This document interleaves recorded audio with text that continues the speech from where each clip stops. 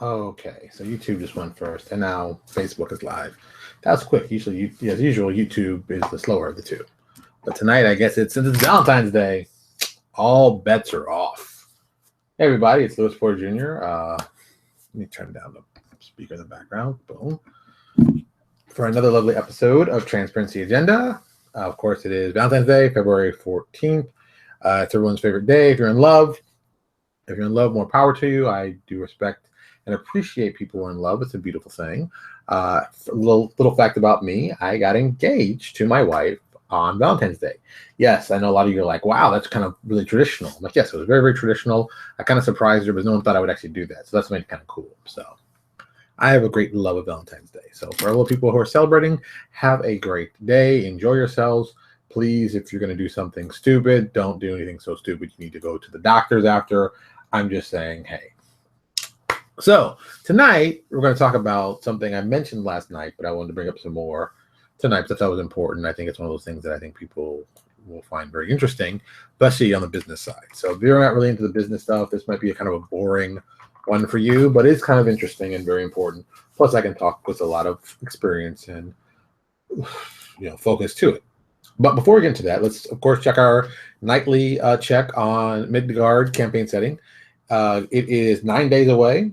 They're at $134,274 and just 1,225 backers.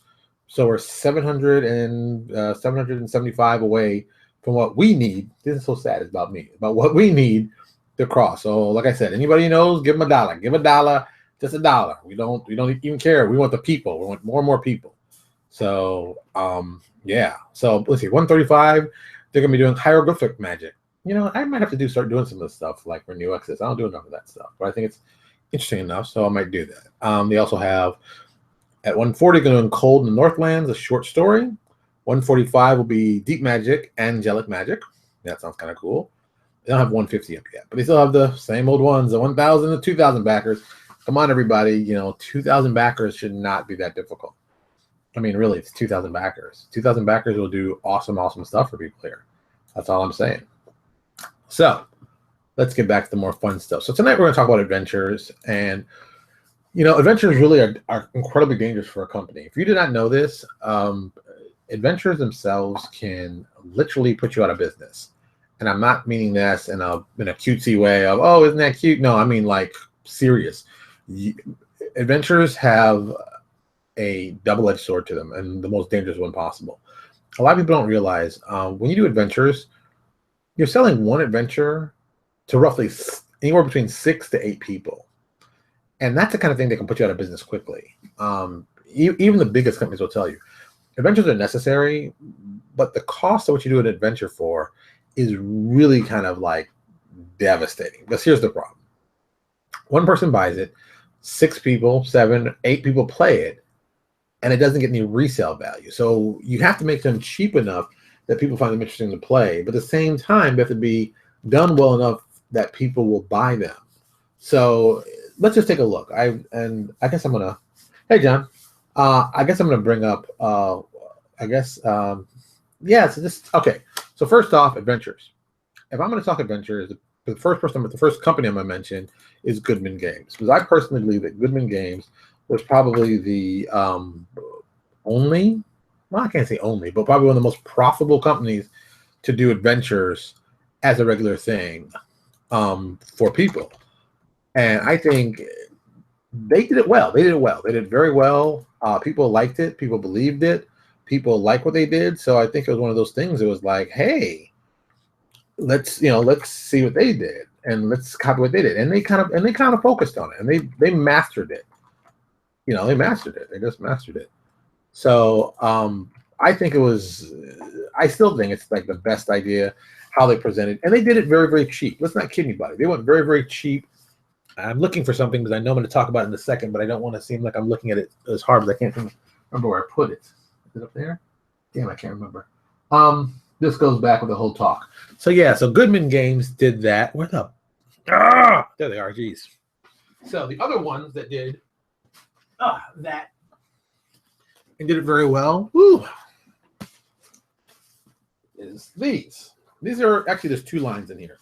The first line, this line, boom, look at all this. This first one was done by AEG back in the day. AEG came out with basically these pocket adventures. These were a whopping, these are $250. Yeah, these are $249 when they came out. Smart idea. They did very, very small, short adventures. Black and white. I think altogether was, it says 16 pages, so it really was 8 pages folded in half. So that's what they did. They did small, done adventures. And to also follow with them was, oh, that's still AG. Where's the other ones? There they are.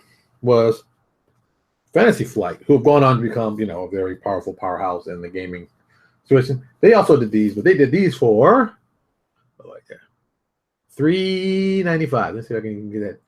So you really can't see it. Boom, $3.95 they paid for these bad boys back in the day. They're short adventures. They're done very short, very quick, very efficient. This is here's like the second edition they did. They raised the price. This is AEG. This is a great idea. This is one of those best ideas I've ever seen. I've always been a big fan of what happened here. I think this is a brilliant idea. I still think that people should be doing this today. I think this is a winner. This is the winner. This is, in my head, that's why I have so many of these. I think this is the killer idea for adventures. I've always thought that. I still believe that. I still believe it can be done well. Okay, look at this first one. Does this actually have a map? Boom, a map in the middle. This is how many, it's hard to see because I'm doing with one hand. This is how many rooms they cover in this. This little book, they cover 20 rooms, 19, almost 20 rooms. And they have the OGL in here. They give you a new monster and a new magic item. And yeah, that's it. That's what this thing does. It's got stat blocks in it, the whole deal. I mean, this is the adventure. That's the moneymaker. Let me put this over here for a second. I'll wait for it to slide off. I'll clean it up later. Things have worked the way you plan in your head. So yeah, I've always liked those adventures. I thought those were a great idea. I still think that's why one of the smartest ideas they ever came out with doing adventures.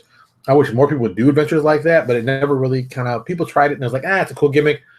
The problem being is how do you shelve these? And that was always the issue. What AEG initially did, they had a little four-sided guess you could stand that you could put the adventures in. And it worked for a while. The guys at Fantasy Flight copied the same thing, and they use their products in that thing. I thought it was a brilliant idea. So I think there's a way to do this. I still think there's a way to do this. I've had a template I built years ago. Still, I keep updating it every couple years. That it would work to do this adventure like this. The person I was also talking about this, I think week before last, was Will Heinmarch. I'm actually putting a link in here for Will because I think he is brilliant. I think he understands what I meant when I thought that adventures themselves need to be thought of differently. I think they need to be restructured from the ground up. And I think he got it. I think he understood it. I think he also agreed with it. I think his relationship of working with, organized play made it even more interesting. So I think if you are going to try something radical, think about how adventures can be changed, because that's the weird key. You have to have adventures. You have to have adventures. Oh, my phone, that's a new ring. You have to have adventures, but people hate buying adventures. What is this? That's a later problem. And adventures, they're like, oh, I don't like how adventures are so railroaded. Oh, I want to make more custom stuff. And I get it. If you're younger, maybe it's an easier thing to do. Me as a grown man, single parent, I can't spend hours and hours developing stuff. I need to pick up something and play and go. But I think you can do it in such a way that you make these small adventures still as interesting as something, thick and over expensive. Because let's be honest, you see adventure now. These big, lovely 32-page adventures, they'll cost you about $14. If you could do, it's 32-page adventure. This is 8 pages. That's 4 of those. Yeah, set the price point. Yeah, you could sell at $3. You could sell at $3. You could sell at, well, that's what it is in black and white. There's a couple of advantages. You could do it in black and white, but that might be tough these days. But you could still pull it off. Because I mean, Goodman Games pulled it off. Because the adventure is good. You save money on the art. You don't have to pay for color art. I think you should pay for color art because it's just color art. Or you buy stock art, and that's where you save money. But we have to do something about the adventures and find a way to make them more profitable, better long-term, and a better just overall idea. I think Pathfinder did it a great way. They put the adventure in there, and they put a cool source book, and then they put some stories, and here's some cool monsters, and that's how they've done that. That's the best way they describe it. So when you think about it, you know, you're spending $20. Is it 25 now? So I haven't bought Adventure Path in so long. You know, whatever the price is, it looks like it's a great deal. The problem is that Paizo falls into, and I think most companies at that size fall into, is that they have other adventures competing with directly with Adventure Path. And not everybody wants to play an Adventure Path. I admit that. Not everybody wants to commit, you know, $120 playing Adventure Paths. Not everybody's into that. Some people just want adventure. Some people want, you know, short stuff. So you kind of basically have to cover so many areas. You know, there's so many areas you've got to cover that are important. But, you know, adventures are one of those things that it's a tough scenario to be in. It's a tough situation. It's a tough focus because it's amazing how people say, oh, you kind of need adventures to teach people how to play your game setting. And I learned that from JP Chabot was very kind and very informative when he told me that. And I was like, I never really thought about it that way. And he was right. That's the way you have to look at it. When you have something like that, you basically have to figure out ways to teach people how to play your game. And look, Neo Exodus, shameless plug. Neo Exodus is a different type of fantasy game, and I know that. And without adventures, it makes it difficult to play and understand it. So, one of the adventures we did, of course, was Chronicles of the Gatekeepers. That is a great, it's not a great intro adventure, but it's a great adventure for New Exodus. We have about 4 or 5 intro adventures you can buy. They're either for free. They're available. I'll put a link up. Maybe I'll put a link up. I'll put a link up to them so you guys can check them out and see them. And they're free, and you get an idea of how the entire world works. And that's good. That gives people, oh, okay, it's this kind of world. It's that kind of world. It plays like this. It feels like that. And that's where you kind of want to be. You want people to have that feeling that they understand what the world, what the expected things are, who the bad guys are, and that kind of stuff. So it's just, you know, I think it's a good idea. I think when done right, people will not just follow you, they'll support you. Goodman Games proved that hands down.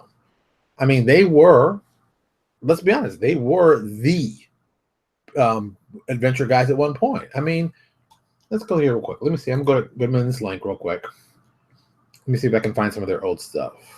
Because, you know, they've been doing a lot of stuff. They left away their regular Dungeon Crawl Classics, which was the original 3.0 line, and they spun it out into their newest line. And actually, they built it in its own world. Yeah, I didn't know I'd be able to find it. I thought it might be difficult, which I wasn't surprised. Yeah, it's tough. But, okay. But Goodman did a ton of stuff. I mean, he did a ton, and I mean a metric ton of material for his line. And, oh, boom, look at this. Third party, maybe it's in here. That's the RPG. See, maybe I'll get lucky and I'll find some. Maybe I'll be in here so you can see. I don't know, there's just the regular ones. But, I mean, he did a lot of products for it. And Dungeon Crawl Classics was a really smart idea that I think was more than just helpful to him. I think it helped him not only survive, but thrive. Okay, look, great. Now I'm looking at it. Here's some, there's only a couple of them. Jesus. Like here. Dungeon Crawl Classics, this one says number 35. So he at least done 34 of them that, you know, sold very well. Well enough at $9.99. And those things I gotta want. They're black and white. He chinsed out on the art. He kept probably the writing very, very tight and very, very cheap. So he probably did very well with those books. I still think those books could have been nicer, but as a long-term money-generating thing, I think it was a brilliant idea. I think he did everything right, and I think a lot of people know, looking back, that he was ahead of a game on that. He really got that, and we need to figure out for ourselves how can we do the exact same thing. And that's really what I'm talking about with this, because it doesn't take much for an adventure. I mean, you do a couple of bad adventures, it can kill a company. I mean, a bad source book is one thing. You can usually cherry pick stuff out of a source book. That's the advantage of that. Being adventure, it's only got one purpose, to tell a story. And if the story sucks, you can forget it. They ain't coming back. They're not gonna come back and read your stuff. Come on. Oh, I read that thing you did. It sucked. And people remember. People always remember when stuff sucks. They don't have like any compassion for you. So I think that if you can, as a company, you can figure out how to get these adventures delivered to your people in the best way possible, and also to give you the best amount of money involved with it. So I keep moving my head, but I keep moving screens. Yeah, I mean, that's the other part too. You know, it's like you got to figure out how they can get it so you can help yourself. You know, we have an online store at my personal website, lpjdesign.com. But I need to, and this is my fault. I need to focus more about selling through there, because the percentage alone that I save selling direct is better than I would make at RPG Now and Paizo and everywhere else. The disadvantage is the people that come to my site are not the same numbers that are coming to RPG Now, Paizo, or anybody else. So I'm trading off eyeballs for one for percentage on the other. So, you know, what's the more important thing? They're both important. You know, you need to have a lot of eyeballs. I think that the larger companies, Frog God has gone from being specifically at this place and this place. They've decided, oh no, we're going to be selling at our own website, and I think that's helped them out long term. I think, but also I think they're what I consider very traditional RPG company. There's a lot of still traditional guys out there. I'm very independent. I'm starting to see the value of becoming more mainstream, but I still think I need creatively. You've got to be, you know, you got to be edgy. Got to be good, got to be different. You know, I mean, how many more Hobbits can you make, and how many more, you know, Forgotten Realms things can you make that are exactly like the other Forgotten Realms? You know, oh, my elves have gray hair. These elves, you know, you really, you know, I think fantasy has played itself out. I think people are playing fantasy for the way they've been playing it for 30 years, and I can't imagine playing that the same way. I mean, you know, I love spy stuff, but spy stuff has changed. When I was a kid, James Bond is what spies were. Now Jason Bourne is kind of what spies are. But I'm still thinking, you know, let's do more of the techno spies, like in the 90s, La Femme Nikita, hell, 24. Let's do more of that kind of stuff. I mean, you know, it has changed. It has changed and evolved over time.